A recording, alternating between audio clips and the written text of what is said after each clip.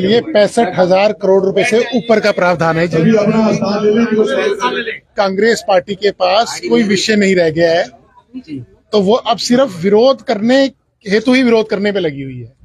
आप उनको, मैं भाजपा की तरफ से कांग्रेस के सभी भाइयों से निवेदन करूंगा, वे बजट को अच्छी तरह से पढ़ें, बजट के जो दूरगामी अच्छे परिणाम आने वाले हैं उसको देखें।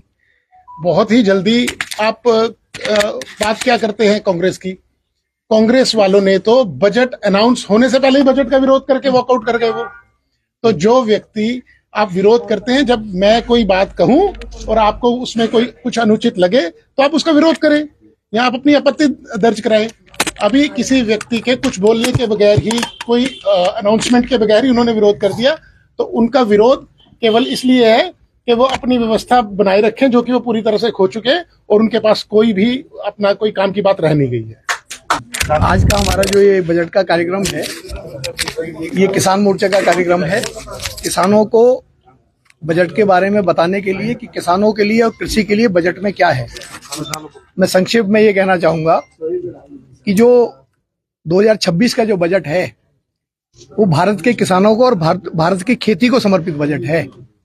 ये बजट खेतों में हरियाली लाएगा और खलिहानों में खुशहाली लाएगा और किसान के चेहरे पर मुस्कान लाएगा। बजट में ज्यादा आमदनी देने वाली फसलों पर गौर किया गया है और वही जो छोटे किसान हैं उनकी अनदेखी की गई है। छोटे किसानों की बिल्कुल अनदेखी नहीं की गई है। अभी जो कल भी जो ये अमेरिका के साथ जो टैरिफ का समझौता हुआ है, कल भी हमारे नेताओं ने ये बताया कि चाहे वो डेयरी उत्पाद हैं, चाहे वो कृषि उत्पाद हैं, चाहे दलहन है और चाहे अनाज है, सबको उस समझौते से बाहर रखा गया है।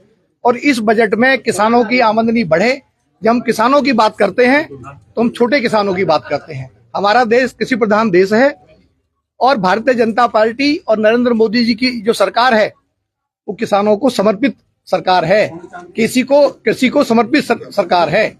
तो ऐसा सोचना ये केवल कांग्रेस का और जो जिन नेताओं को जनता ने रिजेक्ट कर दिया, ये उनका दुष्प्रचार है। पिछले वर्ष की तुलना में आवंटन की वृद्धि जो है घटा दी गई है, जो कि पिछला जो 3.38% था, जो कि घटाकर अब 3.04। आपकी जानकारी मैं सही कर दूं, पिछली बार से जो किसानों के लिए, कृषि के लिए और ग्रामीण विकास के लिए जो बजट है उसमें 21% की बढ़ोतरी की गई है।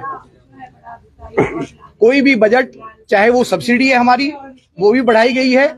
और टोटल अगर हम देखें तो कृषि, किसान, ग्रामीण विकास, ये 8 साढ़े 8 लाख करोड़ का बजट है।